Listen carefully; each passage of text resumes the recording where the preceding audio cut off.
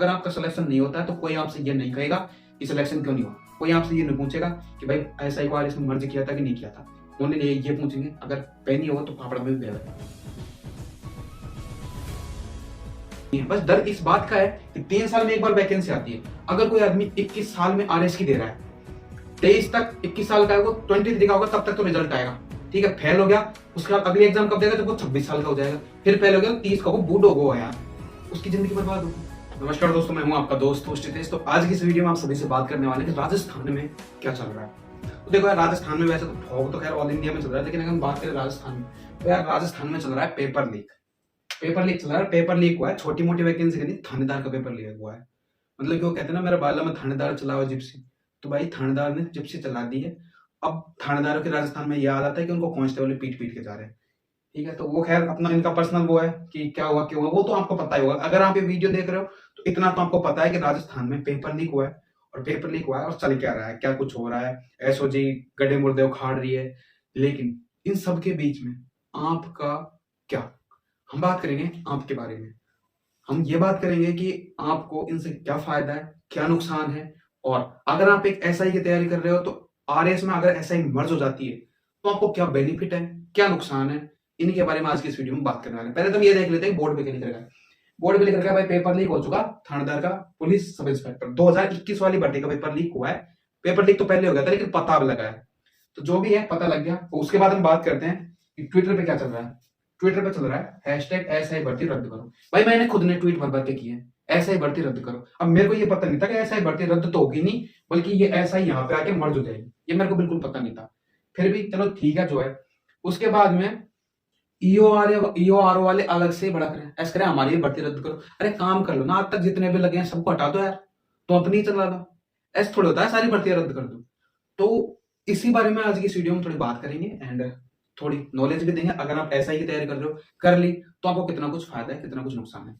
तो सबसे पहले अगर हम बात करें तो हम बात करेंगे कि स्टूडेंट के बारे में, स्टूडेंट की क्या सिचुएशन है, क्या होनी चाहिए, उसी के बारे में बात करेंगे। देखो यार, अगर मैं बात करूं तो स्टूडेंट इस टाइम पे दो टाइप के स्टूडेंट है। एक तो वो है जो पढ़ने वाले और एक वो है जो हवाबाज है। हवाबाज का मतलब है उनको बस हवा मिल गया कि भाई अब हम एसआई की तैयारी करते, अब हम थानेदार नहीं बन सकते, हम तो ऐसा ही बन जाते इजीली अगर पुराना पैटर्न होता। अभी तक नया पैटर्न लागू कहीं पे नहीं हुआ है, ओनली ये सिर्फ एक न्यूज है, ओनली प्रस्ताव भेजा है आरपीएससी ने पुलिस हेडक्वार्टर में, अभी तक कुछ भी नहीं हुआ है। और जहां तक मेरा ओपिनियन है, मेरे को नहीं लगता कि एसआई की भर्ती आरएस में मिक्स होगी। उसके कुछ रीजंस दूंगा मैं आपको। सबसे पहला रीजन तो ये है कि ऑल इंडिया में जितने भी स्टेट है, किसी भी स्टेट में एसआई की भर्ती को पीसीएस में मिलाया हुआ नहीं है, तो अपने राजस्थान कौन सा अलग से है।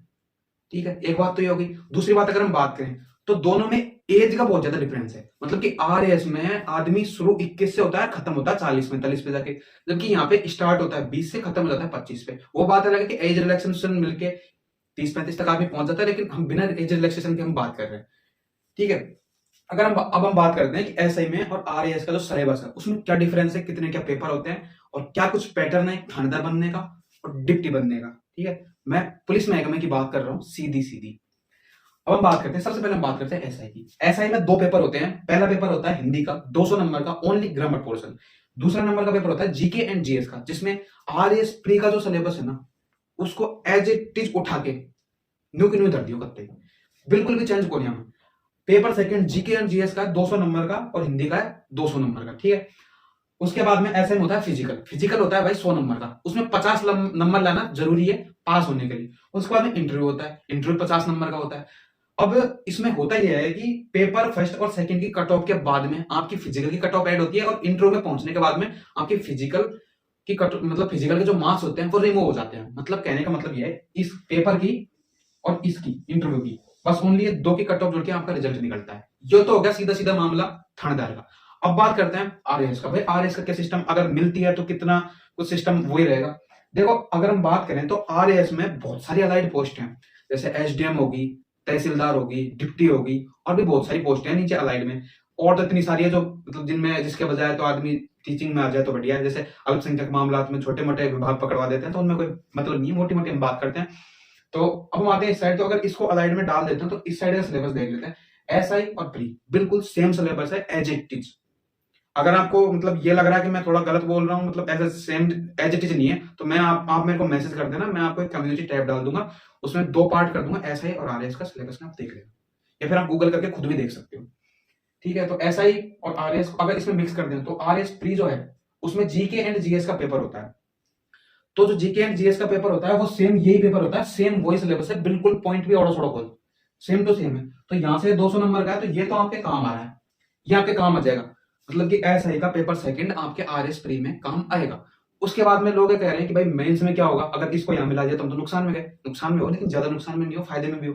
नुकसान में अगर हम मार्क्स के अकॉर्डिंग बात करें तो अब मोटा मोटी आप 270 नंबर के नुकसान में हो। मैंने पूरी रिसर्च की तब जाके इस वीडियो को बनाया, मैं हवा में बातें नहीं करता। पहली बात तो ये, कई लोग क्या करते हैं कि आगे यूट्यूब पे और ऐसे कहेंगे भाई भर्ती रद्द होनी चाहिए। अरे रद्द क्यों होनी चाहिए यार? हाँ रद्द होनी चाहिए, इस बार इसके मतलब पॉजिटिव मैं भी हूँ कि भाई रद्द होनी चाहिए, लेकिन ऐसे ही थोड़ी रद्द होनी चाहिए।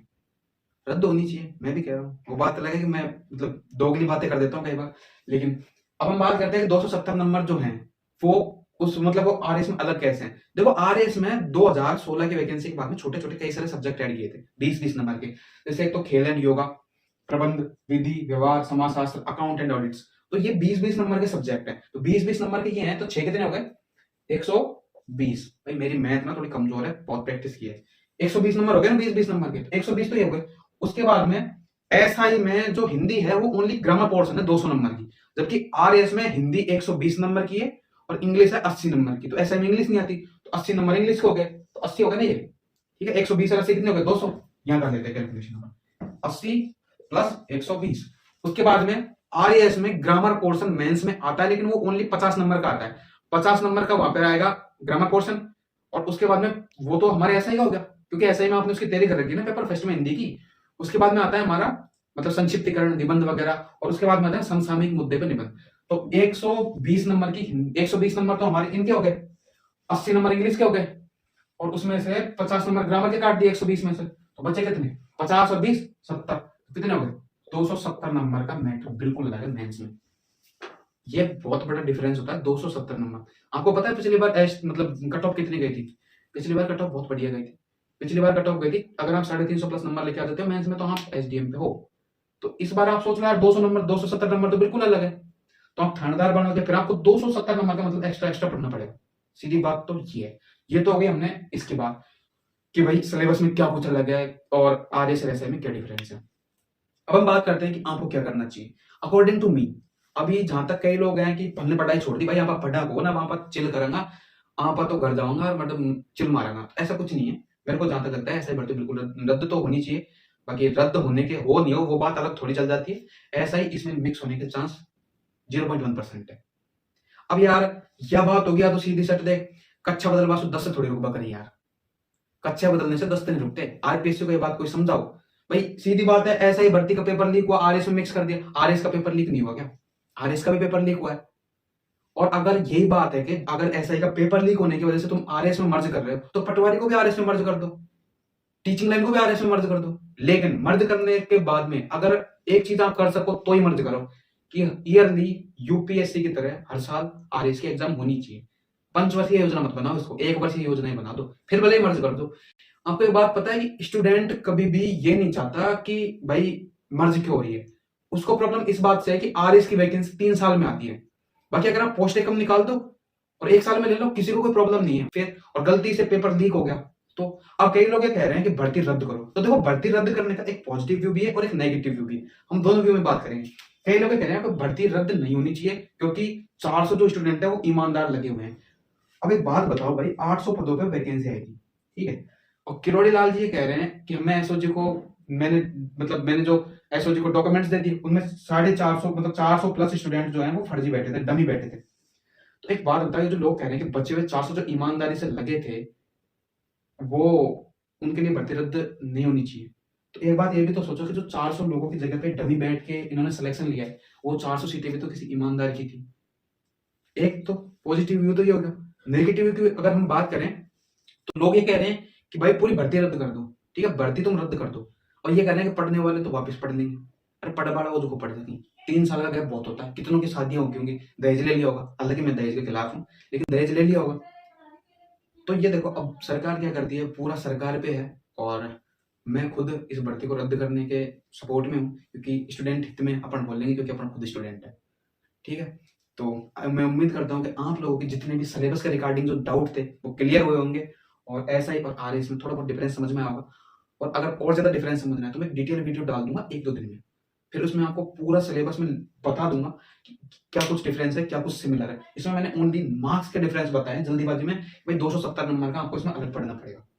ठीक है, और रही बात स्टूडेंट्स की, तो 2 तरीके के जो स्टूडेंट होते हैं ना, इनमें आप यहाँ पे मत रहो, यहाँ पे रहो। हवाबाजी करने वाले स्टूडेंट ओनली हवाबाजी करते रह जाते हैं। अगर आपका सिलेक्शन नहीं होता है तो कोई आपसे ये नहीं कहेगा कि सिलेक्शन क्यों नहीं हुआ, कोई आपसे ये नहीं पूछेगा कि भाई ऐसा ही बार इसमें मर्ज किया था कि नहीं किया था। ओनली ये पूछेंगे अगर पे नहीं होगा तो फाफड़ा में भी पे है। समझ रहे हो मेरी बात? तो क्या चल रहा है क्या नहीं चल रहा वो बात अलग है, आप अपने अकॉर्डिंग से जो आपको सही लगता है वो करो। और अगर वीडियो अच्छी लगी हो चैनल को जरूर सब्सक्राइब कर लेना। मिलते हैं इसकी नेक्स्ट वीडियो में, तब तक के लिए जय हिंद, जय भारत, वंदे मातरम।